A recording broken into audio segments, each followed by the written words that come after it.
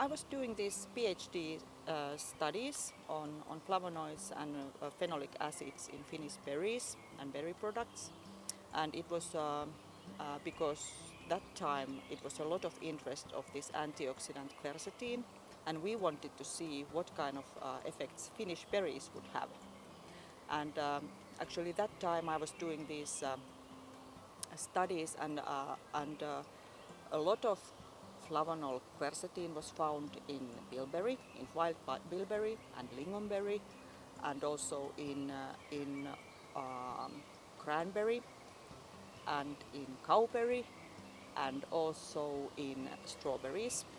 And then we were also studying the ellagic acid, which is one of the ellagic tannins, and those we found a lot in Finnish cloudberries, strawberries and red raspberries.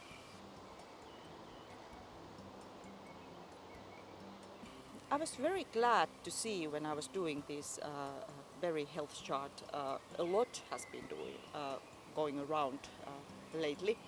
So there has been a lot of studies, for example, the anthocyanidins, pro-anthocyanidins in Nordic berries, and there is a lot of information also about the health effects of all kind of berries. And I think the main thing what has happened that we can see that these antioxidative and inflammatory effects of anthocyanidins, they are really kind of proven to be there in the bilberries and also in lingonberries, cranberries and many other Finnish or Nordic berries. And also there has been a lot of studies on the cancer prevention of ellagic acid and ellagic tannins, and I think those are also very much proven. For example, the studies in USA about red raspberries and also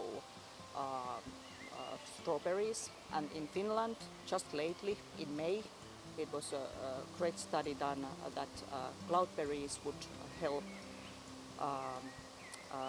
or prevent the colonic cancer. Polyphenols, they are the big group of compounds, about 8,000 even, many kind of different compounds. I think that it's good to think so that these plants, they really make these polyphenols to protect themselves.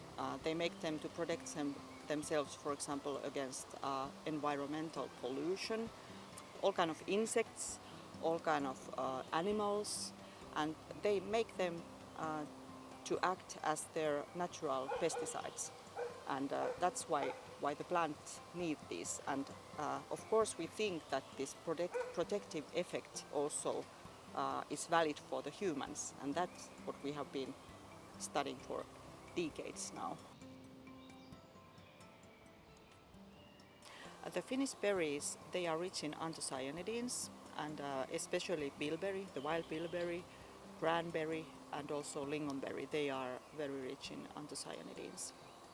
And those anthocyanidins, they are good for your as antioxidants, and they also are good against inflammation, and they also act well to lower your blood cholesterol, and then also they help to maintain your blood glucose levels.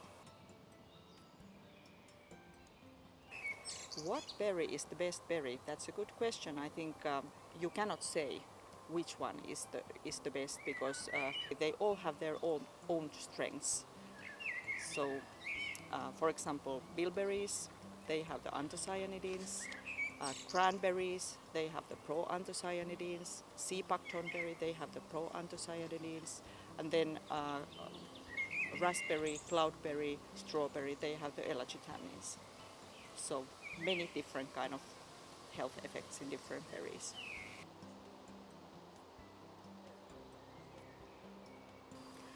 Northern berries are, I think, the richest source of dietary polyphenols, and that is why we can say that northern berries really are the richest richest and best health products that we have.